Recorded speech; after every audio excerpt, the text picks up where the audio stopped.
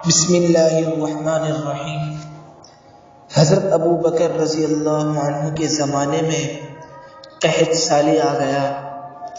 ابو بکر صدیق رضی اللہ عنہ اس دوران خلیفہ بھی مقرر تھے کہ انہوں نے کہا کہ جی کیا کریں اس معاملے میں، کھانے کو کچھ نہیں۔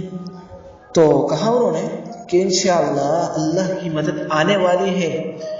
تو چند دن گزرے ہی تھے تو حضرت عثمان رضی اللہ عنہ کا قافلہ، ملک شام سے 1000 اونٹوں کا قافلہ، یوں سمجھے کہ ایک بڑا ٹال، تو جتنے تاجر تھے بڑے تو ان کے پاس گئے سودا کریں۔ انہوں نے کہا کہ ہم سودا کرتے ہیں۔ کہنے لگے کیا دو گے؟ 10 روپے کا چیز 12 میں دیں گے۔ کہنے لگے مجھے منظور نہیں، چلے ہم 10 روپے کی چیز ہم 14 میں دیں گے۔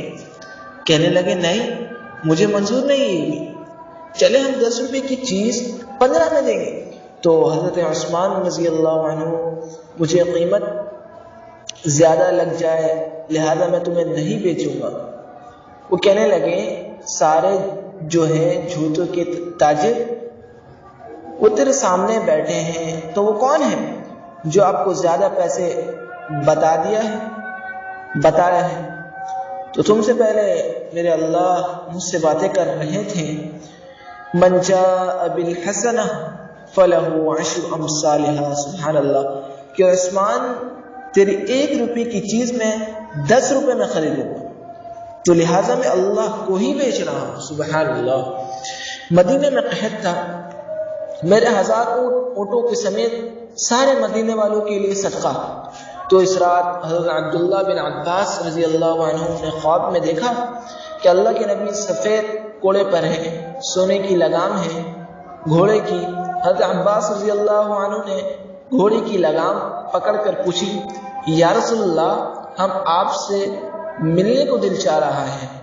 تو عبداللہ بن عباس رضی اللہ عنہ نے حضرت عبداللہ بن عباس رضی اللہ عنہ کو آپ صلی اللہ علیہ وسلم نے کہا کہ میں آج فارغ تو نہیں ہوں، اللہ پاک نے عثمان رضی اللہ عنہ کی سخاوت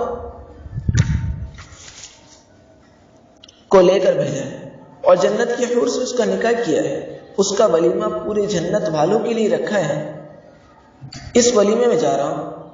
اللہ سخی سے پیار کرتا ہے، عبادت میں ڈھیلا بھی ہونا تو اللہ اسی سے پیار کرتا ہے۔ بخیل سے اللہ کی کوئی دوستی نہیں، سخی سے اللہ کو بہت پیار کرتے ہیں، سبحان اللہ۔